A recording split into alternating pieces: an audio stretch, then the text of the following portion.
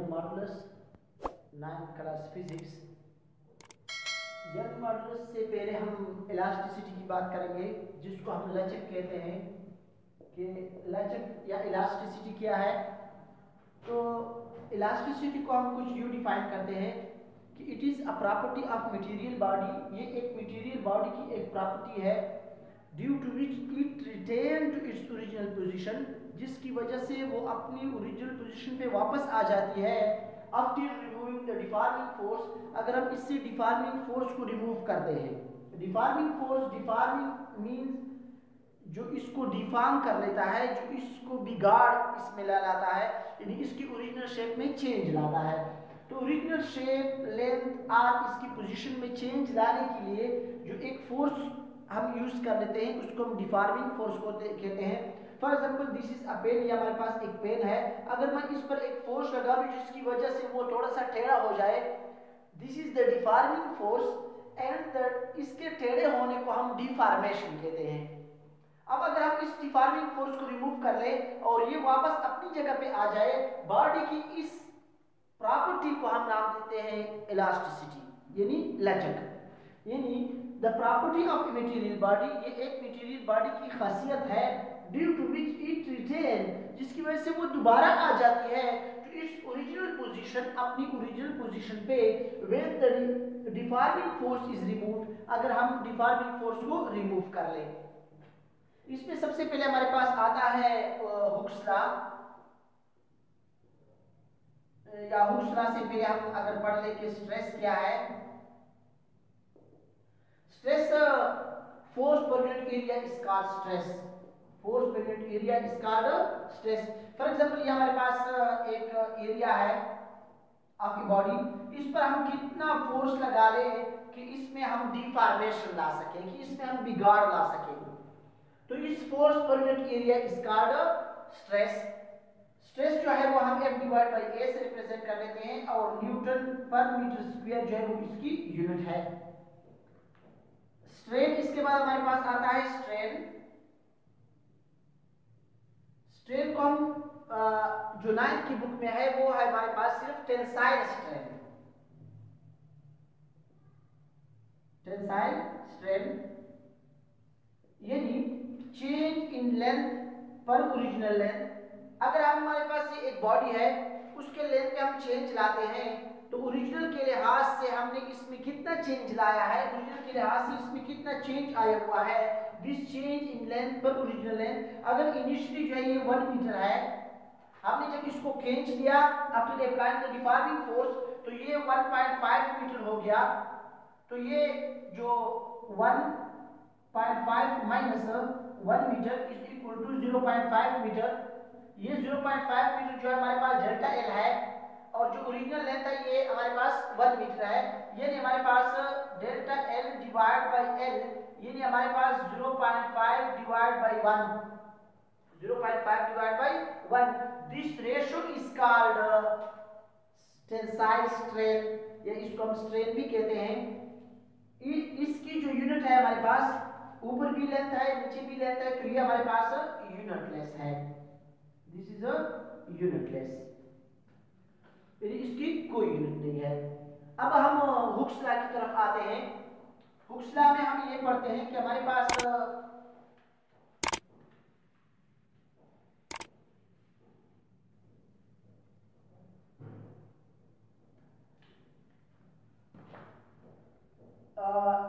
stress will be directly proportional to the strain within elastic limit.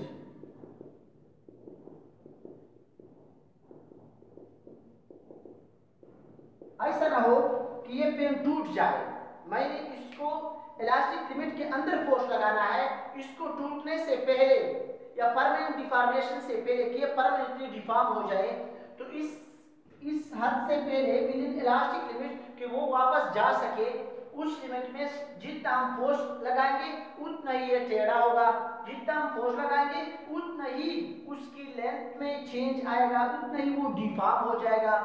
या हम ये भी कह सकते हैं कि stress is equal to constant into strain To change the proportionality into equality sign we must put a constant, या हम ये भी कह सकते हैं कि stress divided by strain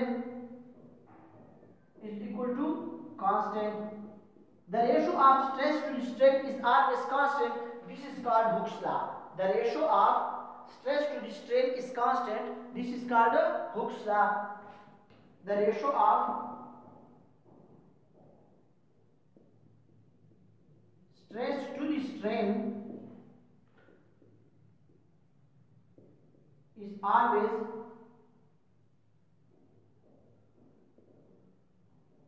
constant. ये विद इलास्टिक लिमिट होगा. This is called Hooke's law. अब अगर हम यंग मॉडुलस की बात कर लें तो यंग मॉडुलस में हमारे पास Young modulus is equal to y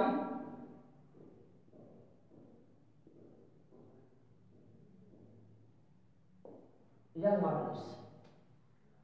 ये जो हमने पढ़ा कि the ratio of stress to the strain is always constant. This constant is called young modulus. इस कांस्टेंट को हम नाम देते हैं Young modulus. Young modulus is equal to stress to the strain. Ratio of stress to strain is called constant और इस constant को हमने नाम दिया Young modulus. So the ratio of stress to the strain is called Young modulus या constant. Young modulus को हमने y से रिप्रेजेंट किया और स्ट्रेस डिवाइड बाय स्ट्रेन के बराबर पुट किया. y is equal to stress की जो वैल्यू है वो हमारे पास था कि force per unit area divide by strain हमारे पास था चेंज इन लेंथ पर ओरिजिनल लेंथ. या अगर आप इसको मल्टीप्लिकेशन की फॉर्म में लिखें तो ये हमारे पास y is equal to force divide by area multiply by, ये उल्टा हो जाएगा, L not divide by delta L हो जाएगा. L not divide by delta L या y is equal to F into delta L divided by A into delta L. F into L naught divided by A into delta L. This is the mathematical expression for young modulus. इसकी SI unit क्या है? SI unit force की हमारे पास है Newton. ये length की unit metre है, इसकी भी मीटर है. मीटर मीटर आपस में कैंसिल हो जाएगा, लिहाजा इसकी कोई यूनिट नहीं है. और हमारे पास इसका हमारे पास है मीटर पर मीटर स्क्वायर. तो हमारे पास इसकी जो SI यूनिट है यंग मॉडुलस की वो बिल्कुल स्ट्रेन की स्ट्रेस की जो SI यूनिट है उसके बराबर है. स्ट्रेन की तो वो यूनिट है नहीं, लिहाजा इसकी यूनिट जो हमारे पास यंग मॉडुलस की SI यूनिट है. सो इसकी यूनिट हमारे पास न्यूटन पर मीटर स्क्वायर है. ये हमारे पास कुछ टॉपिक्स थे 9th फिजिक्स के. If you have any question please right in comments. Thank you.